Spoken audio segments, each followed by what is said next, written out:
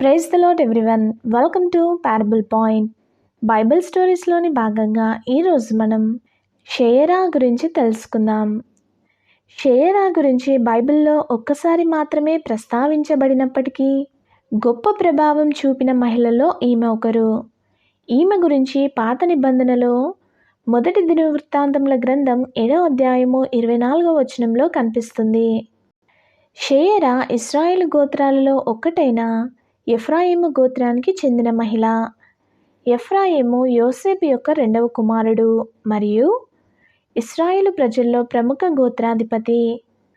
ఎఫ్రాయిము అనగా అభివృద్ధి అని అర్థం. ఎఫ్రాయిము కుమారులలో కొందరు తమ పశువులను కాపాడుకునేందుకు వెళ్ళినప్పుడు గాతీయులు వారిని చంపేస్తారు.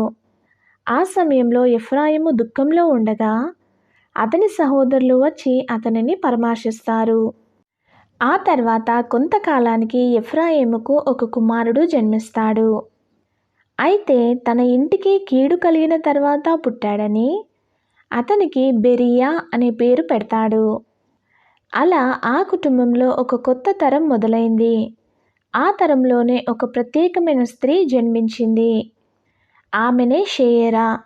అయితే ఈ షేయరా ఉత్తరపు బేత్ హెరోనును, దక్షిణపు బేత్ హెరోనును, ఉజ్జైన్ షేయరా అనే 3 పట్టణాలను కట్టించింది. ఇది చిన్న వాక్యంలాగా అనిపించినా దాని వెనుక గొప్ప చరిత్ర ఉంది. ఆ కాలంలో నగరాలు నిర్మించడం అంటే చిన్న విషయం కాదు. గోడలు నిర్మించాలి, ప్రజలకు రక్షణ కల్పించాలి, నీటి వసతులు ఏర్పాటు చేయాలి, ఇంకా వాణిజ్య మార్గాలు తయారు చేయాలి. ఒక మహిళ ఈ విధమైన నిర్మాణ కార్యానికి నాయకత్వం వహించడం ఆ కాలంలో అసాధారణమైన విషయం. ఇది షేయరా యొక్క జ్ఞానం, ధైర్యం మరియు ప్రభావాన్ని చూపిస్తుంది. ఆ కాలంలో చాలామంది ఇలా అనుకొని ఉండవచ్చు, ఒక మహిళ నగరాలు నిర్మిస్తుందా, ఇది పురుషుల పని కదా, ఆమె వల్ల ఏమవుతుంది అని అనవచ్చు. కానీ షేయరా మాటలతో కాదు, పనులతో సమాధానం చెప్పింది. మన జీవితంలో కూడా ఇలానే జరుగుతుంది. మన కళలను చూసి కొందరు నవ్వుతారు, మన ప్రయత్నాలను చిన్నచూపు చూస్తారు. కానీ దేవుడు మనతో ఉంటే మన ద్వారా కూడా అసాధ్యమైన పనులు జరుగుతాయి. బైబిల్లో షేయరా పేరు చిన్నగా కనిపించినా దేవుని దృష్టిలో ఆమె జీవితం గొప్పది. ఎందుకంటే దేవుడు ఎవరిని ఎప్పుడు ఉపయోగించాలో ఆయనకే తెలుసు. ఈరోజు మనం కూడా మనల్ని మనం ఒక ప్రశ్న వేసుకోవాలి. మనం నిర్మించే వ్యక్తిలా ఉన్నామా, లేక కూల్చే వ్యక్తిలా ఉన్నామా?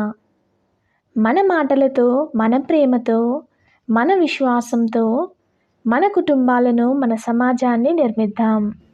ఎందుకంటే చిన్నగా కనిపించే జీవితాల ద్వారానే దేవుడు గొప్ప కార్యాలు చేస్తాడు. ఇందుకు షేయరా జీవితం గొప్ప సాక్ష్యం. Thank you for watching. Please do like, share and subscribe to parable point.